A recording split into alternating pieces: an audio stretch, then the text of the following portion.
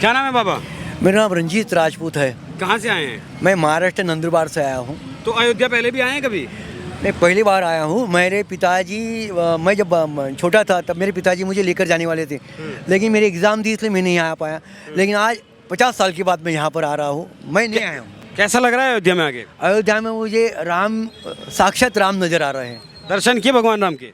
बिल्कुल, मैं भी करने वाला हूँ, लेकिन मैं यहाँ आया हूँ तो मीडिया वाले मुझे छोड़ ही नहीं रहे हैं। अच्छा, अभी दर्शन करने का मौका नहीं मिला है? नहीं मिला है। महाराष्ट्र में जो है राम को लेके क्या माहौल है? राम के लेकर जो आह्वान ने जो बातें की है कि राम मांसाहारी थे, तो राम तो कंदमूल खाते थे। लेकिन जैसा जिस तरह से जिस विचारों का पक्ष होता है उन विचारों की भाषाएं होती है। ये जो राजनीति जो अभी जो चल रही है महाराष्ट्र में, वो अभी कीचड़ हो गई है। मैं एकनाथ शिंदे से लेकर देवेंद्र फडणवीस सबको मैं एक आह्वान करना चाहता हूँ कि राजनीति में शुद्धता आनी चाहिए, बोलने में शुद्धता आनी चाहिए, क्योंकि ये महाराष्ट्र भूमि संतों की है और संतों की भूमि में ये गालियाँ, ये जो बकना है, ये अच्छा शोभा नहीं देता है। अच्छा, संजय राउत ने एक बयान दिया। संजय राउत ने कहा कि जो मूल मंदिर बन रहा है वो उस जगह नहीं बन रहा जिस जगह गुंबद गिराया गया था, उससे 3 से 4 किलोमीटर दूर मंदिर जो है वो बन रहा है। अभी ये बात तो मैंने भी आंखों से देखी नहीं है। अगर ऐसा है तो उसमें भी कुछ हिंदुस्तान की अच्छी बात होंगी कि हिंदुस्तान में जो लोग हैं, हिंदुस्तान में दंगे ना फैले, मुसलमान को भी खुश किया जाए, हिंदुस्तान को भी खुश जाएगा। हिंदुस्तान का जो है देश सेकुलर देश है। लेकिन मैंने कल यहाँ लोगों से बात की, जो अयोध्या के जो है लोकल जो लोग थे, मैंने उनसे कल बात की। उन्होंने बताया कि जहाँ गुंबद गिराया गया था वहीं जो है असल गर्भगृह वहीं है। वहीं पर फिर संजय राउत बिल्कुल गलत है, क्योंकि संजय राउत को ये करना है, क्योंकि संजय राउत जो बोल रहे हैं, संजय राउत को दिशा भटकाना चाहते हैं। वो बीजेपी को या शिवसेना को या शिंदे को गिराना चाहते हैं। लेकिन अब हिंदुस्तान जाग गया है और हिंदू की बात करने लगा है। हर हिंदू के दिल में अब राम बसे लग गया है। हर हिंदू के दिल में मोदी है, योगी है। आप किसे सपोर्ट करते हैं, शिंदे को कि उद्धव ठाकरे को? ऑफकोर्स मैं शिंदे साहब को ही सपोर्ट करना चाहता हूँ। लेकिन बाला साहब ठाकरे तो जो है उद्धव ठाकरे के पिताजी थे। भले पिताजी है, लेकिन वो दुर्योधन को साथ दे रहे हैं। दोनों की विचारधारा में क्या अंतर है? यही है, कौरव को साथ देंगे उसको मैं साथ क्यों दूं? पांडवों को साथ देंगे, सच्चाई को जो साथ देंगे उसको बाला साहब ठाकरे साथ देंगे। तो मतलब शिंदे पांडवों के साथ हैं और उद्धव ठाकरे कौरवों के साथ हैं। बिल्कुल, जहाँ राम है वहाँ हम लोग हैं। तो जो उद्धव ठाकरे हैं वो आएंगे राम मंदिर, यहाँ देख दर्शन करने आएंगे? उद्धव ठाकरे के नहीं आएंगे, क्योंकि जो कांग्रेस कहती है, जो शरद पवार कहते हैं, वही उद्धव ठाकरे कहते हैं। उनके बीच में बाला साहब ठाकरे का खून है, लेकिन विचार नहीं है।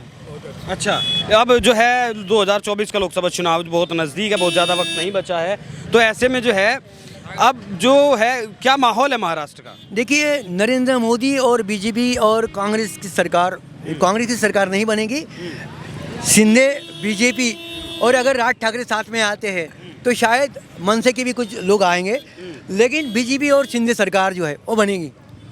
बीजेपी और शिंदे सरकार। तो आप कह रहे हैं कि कांग्रेस पार्टी जो है केंद्र में है, महाराष्ट्र में भी कांग्रेस पार्टी के इर्द गिर्द जो है शिवसेना, उद्धव बाला जो ठाकरे है, उसकी वजह से जो है चल रहा है। लेकिन जो अभी मिलिंद देवड़ा ने जो पार्टी से इस्तीफा दिया कांग्रेस से, वो इसीलिए दिया कि उद्धव ठाकरे के जो है दक्षिणी मुंबई की जो सीट है वो उद्धव ठाकरे की यूबीटी की उसमें जो है सीट शेयरिंग में चली गई थी और मिलिंद देवड़ा को सीट नहीं मिलने वाली थी, तो उन्होंने पार्टी छोड़ दी। तो कांग्रेस को क्या और झटके लगने वाले महाराष्ट्र में? बिल्कुल, यही अभी आने वाले दिनों में कांग्रेस खत्म होने वाली है और कांग्रेस खत्म होने वाली ये देवड़ा साहब को मालूम है, इसलिए वो पार्टी छोड़ रहे हैं और जब भी वो शिवसेना में आएंगे तो चुन के आएंगे। तो कुछ लोग कह रहे हैं कि उद्धव जो ठाकरे हैं वो आजकल तुष्टीकरण की राजनीति कर रहे हैं।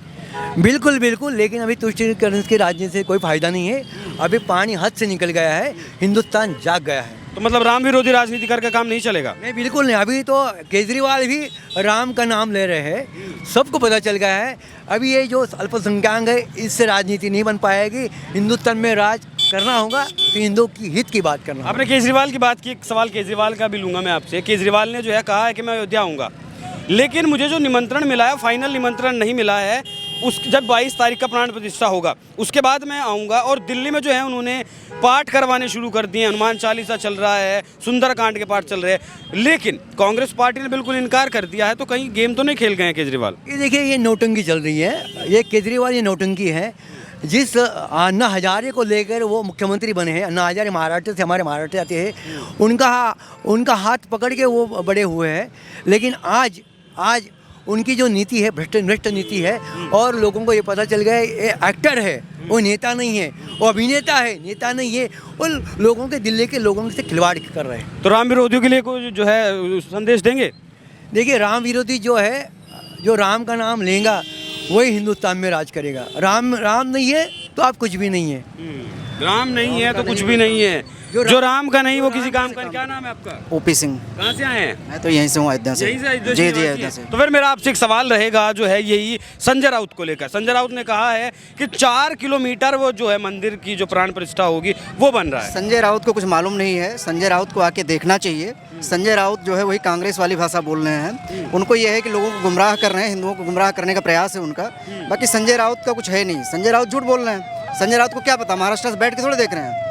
उनको आना चाहिए, यहाँ देखना चाहिए कि राम मंदिर कहाँ बन रहा है। राम मंदिर जहाँ पे गुम्बद था, जहाँ पे प्रतिष्ठित थे, वहीं पे राम मंदिर बन रहा है, उसी जगह पे बन रहा है। अच्छा, अब एक सवाल का जवाब दीजिए। कांग्रेस तुष्टीकरण की राजनीति कर रही है, जो उसने न्योता स्वीकार किया है। कांग्रेस तुष्टीकरण में ही डूबी हुई है। वो शुरू से सारे जानते हैं कि कांग्रेस तुष्टीकरण की ही राजनीति करती है। हमेशा से तुष्टीकरण में ही आज जो भी दुर्दशा हुई, जो भी इतना समय लगा, उसकी देन वही कांग्रेस की तुष्टीकरण नीति है। संजय राउत का जो बयान है कहीं कांग्रेस के इर्द गिर्द तो नहीं है तुष्टीकरण के लिए? कांग्रेस की ही, चूंकि कांग्रेस से गले मिले हुए हैं, वो कांग्रेस से गले मिले हुए हैं, तो वो कांग्रेस की भाषा बोल रहे हैं। ठीक है, इंडिया अलायंस का क्या जो है देखते हैं भविष्य? कोई भविष्य नहीं, कोई भविष्य नहीं है इनका, कोई भविष्य नहीं। टक्कर देगा मोदी को? कोई भविष्य नहीं है मोदी जी के टक्कर में। कोई नेता नहीं आज के देश में, पूरे देश में मोदी के लेवल का कोई नेता नहीं, उनके सामने कोई टिकने वाला नहीं है। कहाँ के हैं ये चाचा? सारे चोर मैं हैं। नंदुरबार, महाराष्ट्र नंदुरबार। महाराष्ट्र में जो है क्या स्थिति है कि राम को लेके? कोई नहीं, महाराष्ट्र में सब खिचड़ी है, सब खिचड़ी है। कुछ मजा नहीं है।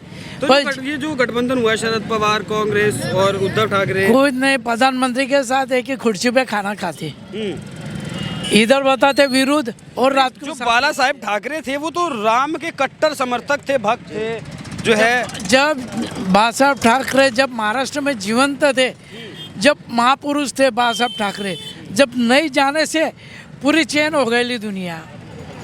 बाबा क्या नाम है? मेरा नाम बनारसी प्रसाद। कहाँ से आए हैं? मैं अयोध्या का वासी हूँ। अयोध्या के वासी? जी हाँ।